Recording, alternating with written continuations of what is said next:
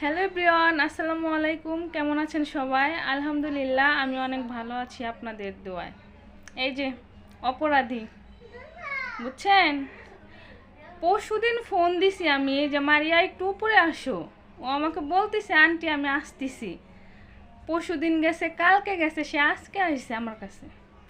সে আমার রাগ ভাঙানোর জন্য কি নিয়ে আইছে দেখবেন, দাঁড়ান। আমি পানিপুরি খাইতে ভালোবাসি, তাই সে আমার জন্য পানিপুরি নিয়ে আইছে, তারপরে হচ্ছে ঝাল ঝাল করে হচ্ছে চটপটি নিয়ে আইছে রাগ ভাঙানোর জন্য। আপনারা বলেন তো, ওকে কেন ক্ষমা করে দিব? সরি বলো। সরি। এখন থেকে যখন ফোন দিব তখনই আসবা, ঠিক আছে? ওকে।